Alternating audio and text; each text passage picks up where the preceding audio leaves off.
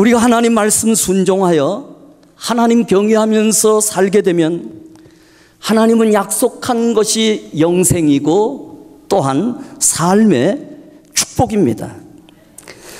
그래서 하나님 경외하며 말씀 순종하며 살아가는 사람들에게는 신명기 28장 1절에서부터 6절에 이런 약속을 해주셨습니다.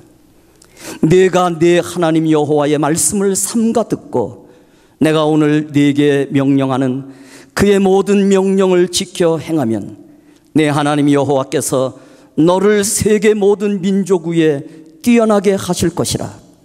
내가 내 하나님 여호와의 말씀을 청종하면 이 모든 복이 네게 임하여 네게 이르리니 성읍에서도 복을 받고 들에서도 복을 받을 것이며 내 몸의 자녀와 내 토지의 소산과 내 짐승의 새끼와 소와 양의 새끼가 복을 받을 것이며 내 강주리와 떡반죽 그릇이 복을 받을 것이며 내가 들어와도 복을 받고 나가도 복을 받을 것임이라. 그러나 여러분, 하나님 말씀 불순종하면서 하나님 경외하지 아니하면 그 복을 저주로 바꾸어서 신명기 28장 15절에서부터 19절도 똑같은 말씀을 우리에게 보여주고 있습니다. 내가 만일 내 하나님 여호와의 말씀을 순종하지 아니하여 내가 오늘 네게 명령하는 그의 모든 명령과 규례를 지켜 행하지 아니하면 이 모든 저주가 내게 임하며 내게 이를 것이니 내가 성읍에서도 저주를 받으며 들에서도 저주를 받을 것이요 또 내 강주리와 떡반죽 그릇이 저주를 받을 것이요 내 몸의 소생과 내 토지의 소산과 내 소와 양의 새끼가 저주를 받을 것이며 내가 들어와도 저주를 받고 나가도 저주를 받으리라. 이스라엘 백성들은요, 무엇을 선택했을까요? 당연히 저와 여러분 같으면 하나님께 순종하면서 영원한 하나님의 은혜와 축복을 선택했을 텐데 미련하고도 불행하게 이스라엘 백성은 잘못된 것을 선택했습니다. 불순종하며 살다가 북이스라엘은 이미 아수르에게 멸망을 당했습니다.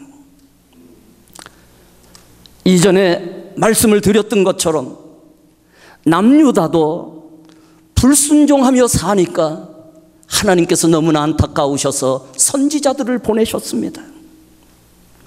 그래도 듣지를 않습니다. 결국 바벨론의 침략을 받아 전쟁죽에 빠지게 됩니다. 전쟁은 단순한 전쟁이 아니라 전쟁 자체가 저주인 것이고 내가 저주를 받으리라 하는 것이 성경대로 이루어진 것입니다. 오늘 1절을 한번 보시겠습니다. 그날에 7 여자가 한 남자를 붙잡고 말하기를 우리가 우리 떡을 먹으며 우리 옷을 입으리니 다만 당신의 이름으로 우리를 부르게 하여 우리가 수치를 면하게 하라 하리라. 유다가 계속 죄를 짓다가 죄의 결과로 심판당한 것을 1절에서 요약하고 있습니다. 전쟁의 결과를 의미한 것입니다. 전쟁의 결과는 참으로 참혹했는데 남자들이 전쟁에 나갔기 때문에 전쟁에서 수많은 남자들이 죽었습니다. 7 여자가 한 남자를 붙들고 말합니다. 우리가 우리의 떡을 먹을 거니까 떡을 구하지도 않겠다, 옷을 구하지도 않겠다. 다만 우리를 불러달라. 그래서 우리의 수치를 면할 수 있도록 도와줄 수 있겠냐. 여기 7이라는 숫자는요 완전수이기 때문에 많은 여자들을 의미하는 것입니다. 그 그날이라고 그럽니다. 여러분, 1절의 그날을 기억해 두십시오. 이 그날은 바로 하나님의 심판의 날입니다.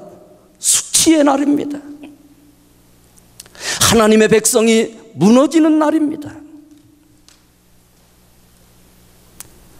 그래서는 하나님의 심판의 결과로, 전쟁의 결과로 이런 일들이 사회에 일어나고 있었습니다. 여자들이 남자들에게 구걸을 하고 있습니다. 결혼을 해달라고 말하는 것입니다. 나는 아무것도 원하지 않는다. 먹을 것도 입을 것도 원하지 않는다. 다만 불러만 달라고 말하고 있습니다. 여러분, 기억해야 될 것은 우리가 하나님을 떠나든지 하나님이 우리를 떠나시든지 그 결과는 같습니다. 사람의 가치든지 국가의 가치든지 가정의 가치든지 하락되는 것이 하나님이 떠난 결과입니다.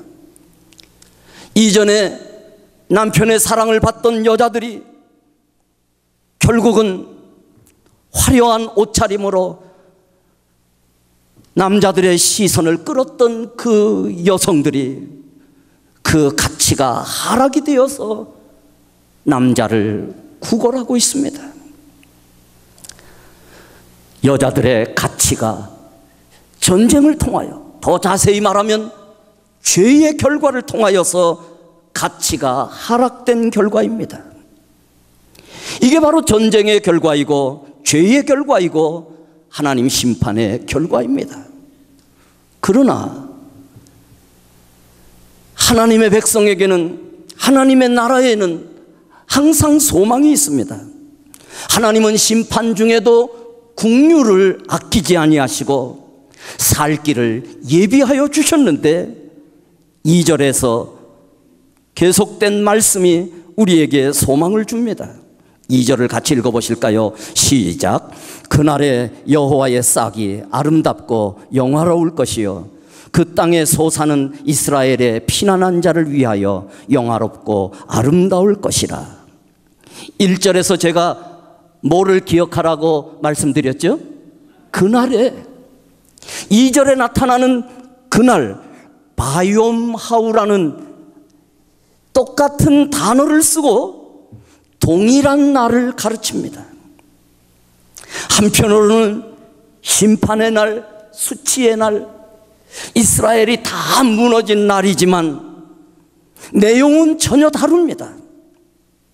2절에 이 그날의 바이옴하우라는 이 단어는 동일한 날이고 똑같은 날이지만 그날에는 여호와의 싹이 한편으로는 올라오고 있었습니다. 여호와의 싹은 바로 메시아를 가르치는 말씀입니다. 메시아가 약속대로 오시고 있었습니다. 하나님은 진노 중에도 하나님의 백성들을 기억하시고 국류를 허락해 주시는 것입니다. 여기에 여호와의 싹, 최마크라는 말은 다른 쪽에 가지라는 말로 번역되어 있고 순이라는 말로 번역되어 있습니다. 엄동설한 추운 가운데서도 언 땅을 뚫고 올라오는 싹이 있습니다. 그렇듯이 하나님이 보내시는 메시아는 이스라엘 백성들이 죄를 짓고 심판을 당하고 멸망을 당하는 그때에도 메시아는 소망을 가지고 이스라엘 백성을 향하여 다가오고 계신 것입니다.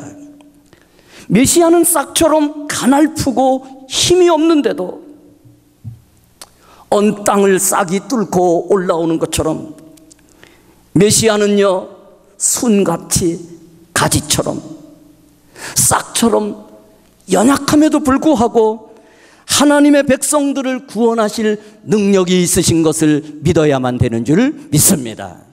이게 메시아의 능력입니다. 여호와의 싹이라고 말하는 것은 여호와께서 보내셨다는데 강조점이 있습니다. 에레미야 23장 5절에서 메시아에 대하여 이렇게 말씀하고 있습니다. 같이 읽어보실까요? 시작. 나 여호와가 말하노라. 보라, 때가 이르리니 내가 다윗에게 한 의로운 가지를 일으킬 것이라. 그가 왕이 되어 지혜롭게 행사하며 세상에서 공평과 정의를 행할 것이라. 에레미야 33장 15절에서도 다윗에게 한 의로운 가지를 나게 하셔서 그가 이 땅에 오셔서 공평과 정의를 실행할 것이라고 말씀해 주고 있습니다. 바로 이 여호와의 싹, 여호와의 가지, 여호와의 수는 메시아를 가르치고 있습니다. 곧 이어져서 그 땅의 소산이라고 말씀하고 있습니다. 여호와가 오신 그 땅에서 그날에 여호와의 싹, 메시아로 인하여 생겨질 결과, 메시아 때문에 얻어질 소산을 우리는 여호와의 싹으로 만들어질 그 땅의 소산을 말해주고 있습니다. 그런 의미에서 2절과 3절을 한번 다시 보겠습니다. 같이 읽겠습니다. 시작. 그날에 여호와의 싹이 아름답고 영화로울 것이요 그 땅의 소산은 이스라엘의 피난한 자를 위하여 영화롭고 아름다울 것이며 시온에 남아있는 자, 예루살렘에 머물러 있는 자, 곧 예루살렘 안에 생존한 자 중 기록된 모든 사람은 거룩하다 칭함을 얻으리니. 아멘. 메시아는 이 땅에 오셔서 영화로우시고 아름다운 분으로서 그 아름다운 역사들을 이루실 분인데, 그 누구에게 그 일을 이루어 주시는가 하면 시온, 예루살렘, 이거 다 여호와의 집을 의미합니다. 하나님의 집을 의미합니다. 하나님은 어디에 머무신다고요? 예루살렘에 머무시는 분이기 때문에 하나님의 집에 머물러 있는 모든 자들을 하나님께서 거룩하다 칭해 주시고 그들에게 영화롭고 아름다운 일들을 하나님이 행하여 주신다는 것입니다.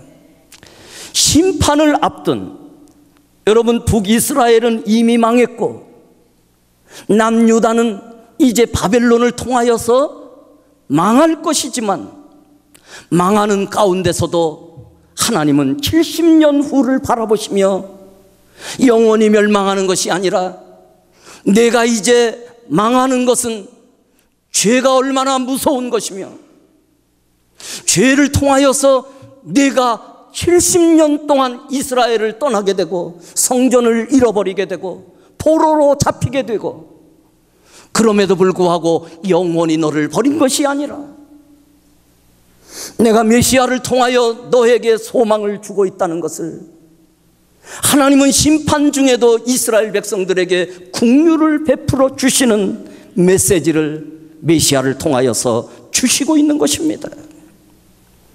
그래서 여러분, 이스라엘 백성들이 성전을 망할 때 잃어버리지 않습니까? 왜냐하면 망하는 자들에게는 성전이 필요 없습니다.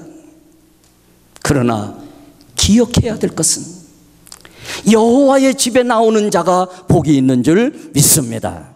시편 84편 1절에서부터 12절에 이 시편 저자가 하나님의 전을 얼마나 사랑하고 있는지 이 84편에서 그 내용이, 그 사모하는 마음이 묻어나오고 있습니다. 만군의 여호와여, 주의 장막이 어찌 그리 사랑스러운지요. 사랑하는 교우 여러분들, 주의 장막이 정말 여러분들에게 사랑스럽게 느껴집니까? 아니면 출입하는 장소에 불과합니까? 2절에 보시면 내 영혼이 여호와의 궁정을 사모하여 쇠약하며, 얼마나 하나님의 전을 사모하는지 마음이 쇠약해질 정도로 사모하고 부르짖고 있습니다.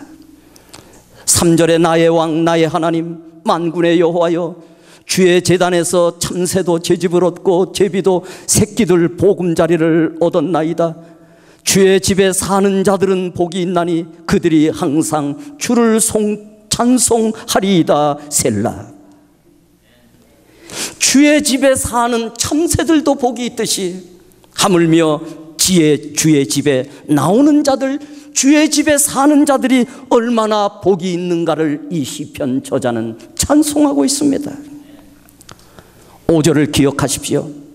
주께 힘을 얻고 그 마음에 시온의 대로가 있는 자는 복이 있나이다. 5절을 같이 읽겠습니다. 시작. 주께 힘을 얻고 그 마음에 시온의 대로가 있는 자는 복이 있나이다. 아멘. 무슨 말씀인가 하면은 주의 전에 나아갈 때에 주의 전으로 가기까지 직통 통로가 있고 고속도로가 있는 사람은, 대로가 있는 자는 복이 있다는 겁니다. 이거는 그냥 큰 길 익스프레스웨이를 말하는 것이 아니라 성전에 나아갈 때에 장애물이 없는 성도는 복이 있다는 겁니다. 성전에 나가야 되는데 이것 때문에 못 나가고 저것 때문에 못 나가는 사람들은 성전에 나아가는 축복을 잃어버린 것과 똑같다는 것입니다. 뒤로 넘어가셔서 10절을 보시면 주의 궁전에서의 한날이 다른 곳에서의 첫날보다 나은즉 악인의 장막에 사는 것보다 내 하나님의 성전 문지기로 있는 것이 좋사오니. 여러분, 세상에 나가서 하나님의 전을 떠나서 사는 첫날보다 주의 궁전에서 사는 한날이 복되다는 거예요. 우리는 그 축복으로 사는 거예요. 다른 말로 바꾸면 주의 전에 거룩한 주일날 찾아 나와서 하나님 앞에 은혜 받고 돌아갈 때에 성도들이 한 주간 동안 살 힘이 주의 전에 찾아 나온 성도들에게 하나님께서 허락해 주시기 때문에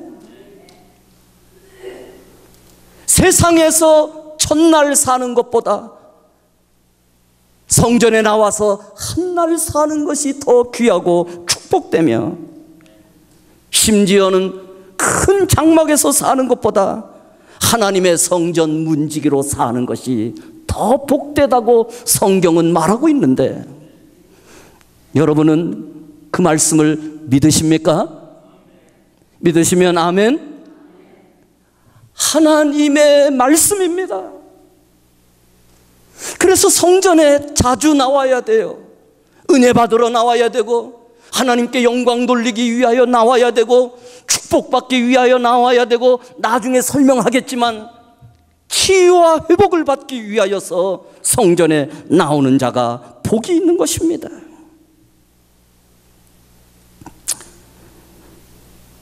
4절을 계속해서 보겠습니다. 이는 주께서, 이 말씀은 메시아를 가르칩니다.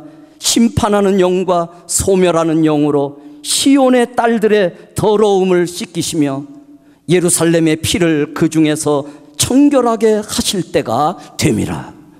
이 때가 언제예요? 메시아가 오셨을 때에. 이때에 이런 일들이 일어나기 때문에 예수 그리스도를 믿고 그 마음에 예수를 믿는 자들은 복이 있습니다. 예수 그 이름의 능력을 믿고 그 이름의 권세를 믿고 살아가는 자들은 바로 그때가 메시아의 때이고 예수 그리스도의 은혜의 때입니다. 다시 말하면 메시아가 오시면 시온의 딸들을 거룩하게 칭해 주시고 더러움을 씻겨 주신다고 3절과 4절에 말씀해 주고 있습니다. 그런데 여러분, 지난 주일날 시온의 딸들이 누구였습니까? 유다 백성을 말하는데 이들이 깨끗하고 거룩한 자들이 아니었습니다. 3장 16절에 보시면 유다 백성 시온의 딸들이 어떻게 표현되고 있는가 하면 여호와께서 말씀하시되 시온의 딸들이 교만하여 느린 목을 가지고 산다고 있습니다. 머리를 이렇게 들고 여기에 목이 나와서 다시 말하면 교만한 죄 가운데 시온의 딸들이 살고 있다는 것입니다. 그런데 오늘 본문에는 시온의 딸들을 씻겨주시고 거룩하다고 칭해주시는 그때가 언젠가 하면은 메시아가 오시고 시온의 딸들 교만한 사람들이라 할지라도 예수 그리스도를 만나고 예수 그리스도를 믿게 되면은 아무리 교만한 사람이라도 변화되고 하나님의 은혜가 임하게 된다는 것입니다. 3장 16절 그리고 3장 17절에 시온의 딸들의 정수리에 딱지가 생기게 하시니, 하나님께서요 교만한 시온의 딸들에게 정수리에 딱지가 생기게 만들어 주십니다. 흠집이 생긴다는 거예요. 하나님을 떠나서 죄를 짓고 살면은 가치가 떨어지듯이 몸에 성한대가 없듯이 흠집이 생겨서 가치가 떨어지는 삶이 바로 하나님을 떠난 시온의 딸들의 모습이었습니다. 그런데 메시아가 오시면은 그들을 깨끗이 씻어주시고 거룩하다고 카다시라는 그러한 명칭을 주시겠다고 약속하고 있습니다. 여러분, 이것이 바로 메시아의 복음인 줄 믿습니다. 이것이 바로 예수 그리스도의 복음인 것입니다. 하나님은 죄를 짓고 교만하게 살아서 결국은 멸망받을 수밖에 없는 북이스라엘이나 남유다 사람들에게 하나님의 국류를 약속해 주시면서 메시아를 보내주시겠다고 말씀해 주고 있습니다. 무슨 말씀인가 하면은요, 너는 내 것이라 지명하여 불러주시는 하나님은요, 우리가 조금만 잘해도 많이 칭찬해 주십니다. 우리가 조금만 잘해도 은혜를 주시고 축복해 주시기를 작정하셔서 지명하여 불러주셨는데, 북이스라엘 사람들과 남유다 사람들은요, 조금만 잘해도 되는데 그 조금을 노력하지 않습니다. 여러분, 우리가 예수 믿고 하나님이 우리를 불러주신 것을 깨닫게 되면은 하나님은 우리에게 은혜와 축복을 주시기로 작정하신 것을 믿을 수 있기를 바랍니다. 그래서 여러분, 우리는 조금이라도 작고 자라나야 됩니다. 우리 옆에 있는 분하고 한번 인사를 하실까요? 이렇게 인사를 해주세요. 당신은 조금이라도 계속 자라나기를 바랍니다. 이렇게.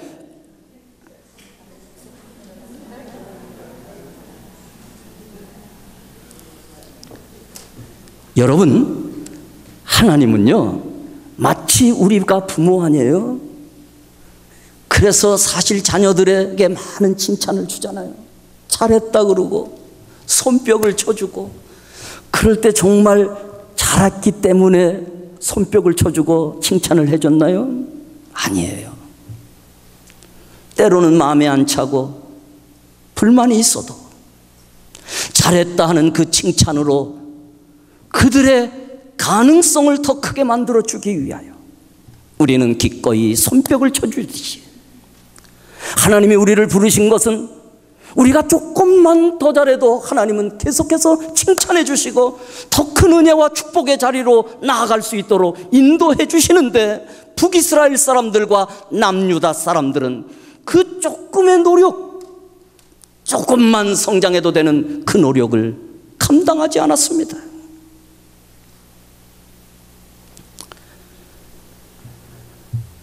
하나님은 아직도 이 심판 중에 있고 심판이 다가오지 않는 남유다에게 5절에 소망의 말씀을 주십니다. 5절, 6절 다 같이 읽겠습니다. 시작. 여호와께서 거하시는 온 시온산과 모든 지폐 위에 낮이면 구름과 연기, 밤이면 화염의 빛을 만드시고 그 모든 영광 위에 덮개를 두시며 또 초막이 있어서 낮에는 더위를 피하는 그늘을 지으며 또 풍우를 피하여 숨는 곳이 되리라. 아멘. 여기 온 시온산이라고 말했는데 모든 뜻입니다. 모든이라는 뜻입니다. 그래서 여호와께서 거하시는 시온산, 거기가 어딥니까?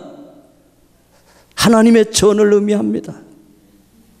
성전에 나오는 시온산, 그리고 예루살렘, 때로는 예루살렘 성, 성경은 또 한편에 문학적인 것이 있기 때문에 똑같은 단어 성전, 성전을 반복하지 않습니다. 그러나 성경 전체의 맥을 따라 읽는 사람은 이 시온이라는 것이 성전인 것을 깨닫게 됩니다. 성전을, 하나님의 말씀을 자세히 살피면서 보는 사람들은 예루살렘 성, 그것이 바로 때로는 성전을 표현하고 있는 것을 보게 됩니다. 성도들은, 이스라엘 백성들은 모든 집회라고 말하는데 이 성회가 어디에서 모이는가 하면 바로 성전에서 모이는 것입니다. 하나님은 시온산 성전에서 모든 집회 가운데 나오는 사람들에게 하나님의 영광을 나타내시고 하나님의 은혜를 부어주시는 것입니다. 칼빈은 이 부분을 이렇게 해석합니다. 시온산은 여호와께서 거하시는 여호와의 전을 의미한다. 동시에 거룩한 백성들이 모여서 예배하는 장소인데 메시아께서 그 위에 과거 시내산에서 보여주셨던 하나님의 영광을 나타내시겠다고 약속하신 것이다. 하나님의 백성들이 하나님의 전에 올라올 때에 하나님은 그곳에서 과거 시내산에서 보여주셨던 하나님의 영광을 사실은 지금도 보여주고 계신 것을 우리는 보아야 될 줄 믿습니다. 예배에 나와서 옆에 있는 사람과 설교하는 목사만 보고 간다면 그 예배는 온전한 예배가 될 수 없습니다. 성령께서 영안을 열어주시고 우리의 길을 열어주셔서 옆 사람 이전에 그 옆에 계신 성령님을 봐야 되고, 부르짖어 전하는 목사 이전에 목사를 사용하고 계신 성령님을 볼 줄 알 때에 영안이 열린 사람들이고 들을 귀가 있는 사람들인 줄 믿습니다. 그런 사람들에게는요, 교회에서 하나님의 영광을 보고 돌아가는 거예요. 이 하나님의 영광을 보지 못하고 돌아가는 사람들은 그저 사람들의 실수나 때로는 은혜 받은 한 부분을 보는데 그것으로 만족하지 않습니다. 또한 시온산에는 낮에는 더위를 피하도록 그늘을 주시고 밤에는 추위를 피할 수 있도록 불기둥을 주시고 풍우가 있을 때에는 비바람을 피할 수 있도록 그늘진 곳이 피하여 숨을 곳이 어딘가 하면 바로 성전이라는 거예요. 이런 사상이 있기 때문에 미국에도 여러분, 성전에 죄인이 들어오면은 함부로 경찰들이 들어와서 잡아가지 않습니다. 이런 사상들이 오래전부터 있기 때문입니다. 여러분, 이곳은 우리가 피할 곳이고, 이곳은 우리가 은혜 받을 곳이고, 이곳에서 주의 은혜가 회복되는 것입니다. 그렇게 시편 121편 5절에서부터 7절에 여호와는 너를 지키시는 이시라, 여호와께서 내 오른쪽에서 내 그늘이 되시나니 6절같이 시작. 낮의 해가 너를 상하게 하지 아니하며 밤의 달도 너를 해하지 아니하리로다. 여호와께서 너를 지켜 모든 환난을 면하게 하시며 또 내 영혼을 지키시리로다. 아멘. 이거를 믿으면서 성전에 달려나와야 되는 것입니다. 그래서 3절과 5절에 간접적으로 반복하는 내용이 있는데 성전을 반복하고 있습니다. 성막을 반복하고 있습니다. 이 성전과 성막을 다른 표현으로 계속 반복하고 있는데 이것이 바로 키워드이기 때문에 그렇습니다. 시온에 남아있는 자, 예루살렘에 머물러 있는 자, 예루살렘 안에 생존하는 자, 여호와께서 거하시는 시온산, 모든 집회, 이게 다 간접적으로 다 성막을 의미하는 것입니다. 여러분, 출애굽 때에 광야에서 하나님은 광야에서 구름 기둥과 불 기둥을 어디에 두셨는지 여러분 기억하고 계십니까? 어디죠? 성막 위에 있었어요. 그 구름 기둥이 있게 되면은요, 캘리포니아와 같이 그늘이 있으면 시원해지는데 그늘이 없으면은 40도까지 올라가는 그곳에서 더위를 이길 수가 없고 죽게 됩니다. 자연적 이스라엘 백성은 어디로 모였을까요? 성막 밑으로 모이면은 시원해지고, 저녁에는 온도의 차가 심해서 죽을 수밖에 없는 추위라 할지라도 성막 위에 불기둥을 올려주시니까 그 아래에 있는 사람들이 따뜻하기 때문에. 그것을 몇 년간 훈련시키셨어요? 40년을 훈련시키셨어요. 40년을 훈련시켜도 이스라엘 백성들은 성막 중심이 되지 못했습니다. 하나님 중심이 되지 못했습니다. 말씀 중심이 되지 못했습니다. 그 사람들은 그랬는데 여러분은 어떻습니까?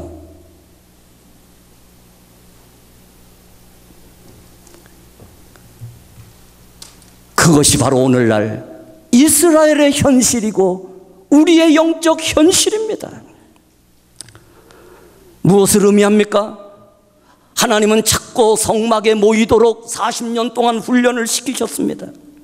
성막 중심으로 사는 자가 하나님의 은혜와 보호를 받게 되고, 추위와 더위 같은 고통이 있을 때라도 성막으로 나오면 해결이 됩니다. 다시 말하면 우리에게 주시는 고통은 성막으로 나오라는 하나님의 사인인 것입니다.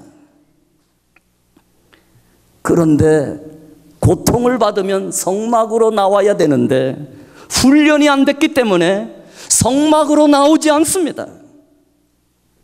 그러나 메시아는 성도의 고통을 성막에서, 성전에서, 신약시대의 교회에서 예배를 통하여 하나님은 씻어주시고 치유하여 주시기 때문에 하나님의 전에 나오는 자가 복이 있는 줄 믿습니다. 그래서 시편 122편 1절에 사람이 내게 말하기를 여호와의 집에 올라가자 할 때에 내가 기뻐하였도다. 예루살렘을 위하여 평안을 구하라. 예루살렘을 사랑하는 자는 형통하리로다. 여호와 우리 하나님의 집을 위하여 내가 너를 위하여 복을 구하리로다. 여러분, 하나님의 전에 올라오는 것이 축복입니다. 하나님의 전에 올라올 때에 우리는 형통한 하나님의 은혜를 받게 됩니다. 혹이라도 고난 중에 있는 성도가 있습니까? 혹이라도 아픔 중에 있는 성도들이 있습니까? 고난은 하나님께서 부르시는, 성전으로 부르시는 하나님의 사인인 것을 믿으시고 하나님의 전에 열심으로 찾아 나오십시오. 왜 그런가 하면은 시편 128편 5절과 6절에 여호와께서 시온에서 내게 복을 주실지어다. 여러분, 어디에서 복을 주신다고요? 시온에서.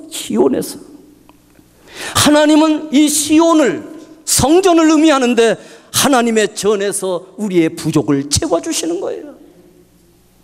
고통 때문에 평안이 부족하면 평안을 채워주시고, 건강이 부족하면 건강을 채워주시고, 우리가 부족한 부분들을 하나님께서 해결해 주시고 채워주시고, 그래서 영광을 받으시고, 이렇게 하는 것이 바로 교회이기 때문에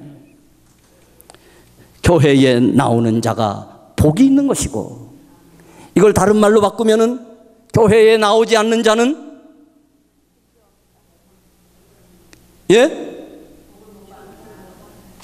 복을 받지 못하는 거예요. 신명기 28장 앞부분과 뒷부분을 말하면 앞부분은 복이고 뒷부분은 저주인 것입니다. 이걸 깨달아야지 우리는 하나님의 전에 나올 때 이 시편 저자처럼 내가 말하기를 여호와의 집에 올라가자 할 때에 내가 기뻐하였도다 하는 것이에요. 결론을 말씀드립니다. 하나님은요, 진노 중에도 긍휼을 예비하시고 이스라엘 백성들에게 구원을 보내주시기 위하여 메시아를 보내주셨습니다. 메시아를 약속해 주신 것입니다. 하나님의 약속을 믿고 말씀 순종하며 사는 것이 이 세상에서 제일 지혜로운 길이며 축복된 길인 줄 믿으시면 아멘. 그 길이 하나님이 정하신 길입니다.